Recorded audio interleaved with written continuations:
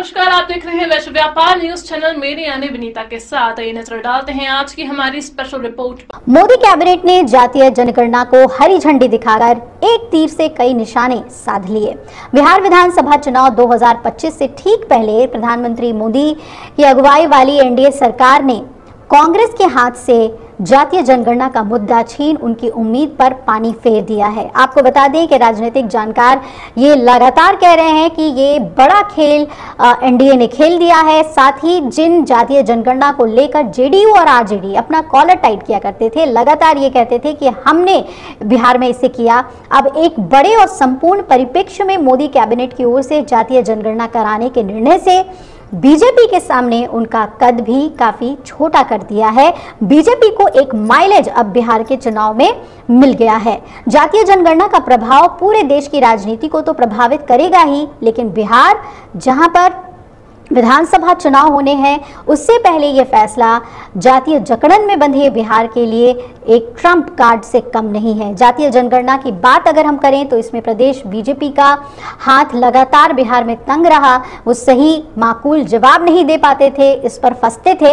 लेकिन अब जातीय जनगणना का सेहरा जेडीयू और राजद अपने अपने सिर पे जो बांधते रहे थे वो नहीं बांध पाएंगे। बीजेपी अब इसे अपनी उपलब्धि बताएगी और इस दल पर आरोप ये लगता रहा कि ये आरक्षण विरोधी है, बीजेपी जातीय जनगणना विरोधी है। और यही वजह है कि बीजेपी पर यह भी आरोप लगे कि जातीय जनगणना के आधार पर आरक्षण के प्रतिशत में बढ़ोतरी ना हो। बीजेपी ने अपरोक्ष रूप से मामले को कोर्ट के संज्ञान में लाकर इसे ठंडे बस्ते में डालने का काम किया। अब बिहार में नंबर 1 की पार्टी रहने के बाद भी बीजेपी अगर जेडीयू के साथ उन पर निर्भर रही या पिछलग्गू बनी रही है तो उसकी वजह है पिछड़ों, अति पिछड़ों और दलित राजनीति पर नीतीश कुमार की पकड़। ऐसे में एक बड़े प्लेटफॉर्म पर बीजेपी वैश्य और सवर्ण आधार वाली पार्टी बनकर रह जाती है।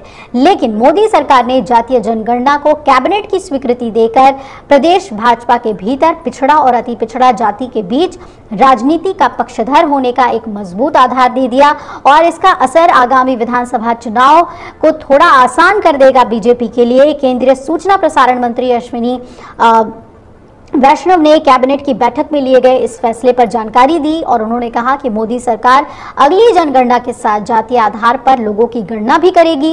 इस दौरान केंद्रीय मंत्री ने विपक्षी दलों को भी घेरा और कहा कि कांग्रेस ने सिर्फ राजनीति के लिए जातीय मुद्दे को उठाया और उन्होंने दावा किया कि जातीय जनगणना से सामाजिक ढांचे को कोई नुकसान नहीं होगा।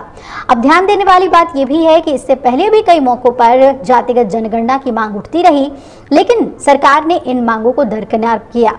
हालांकि अब बिहार विधानसभा चुनाव से ठीक पहले केंद्र के जातीय सर्वे कराने का ये फैसला उसे कितना फायदा पहुंचाता है ये देखना बहुत ही अहम है। इसी के साथ आजाद भारत में पहली बार जातिगत जनगणना का रास्ता साफ हुआ है। देश में जनगणना की शुरुआत 1881 में हुई थी और पहली बार हुई जनगणना में जातिगत जनगणना के आंकड़े जारी हुए थे। इसके बाद हर 10 साल पर जनगणना होती रही। 1931 तक की जनगणना में हर बार जातिवार आंकड़े जारी किए गए। 1941 की जनगणना में जातिवार आंकड़े जुटाए गए थे, लेकिन इन्हें जारी नहीं किया गया। आज़ादी के बाद से हर बार की जनगणना में सरकार ने सिर्फ अनुसूचित जाति और अनुसूचित जनजाति के ही जातीय आधारित आंकड़े जारी किए। अन्य जातियों के जातिवार आंकड़े 1931 के बाद कभी भी सार्वजनिक नहीं किए गए, प्रकाशित नहीं किए गए। अब बीजेपी ने यह बड़ा दांव खेल दिया है बिहार चुनाव से पहले। फायदा बिहार चुनाव में कितना होता है ये तो आने वाले दिन बताएंगे। कोई रिपोर्ट पसंद आई होगी, इस तरह की खबरों से जुड़े रहने के लिए हमारे YouTube चैनल को सब्सक्राइब कर वीडियो को लाइक जरूर करें।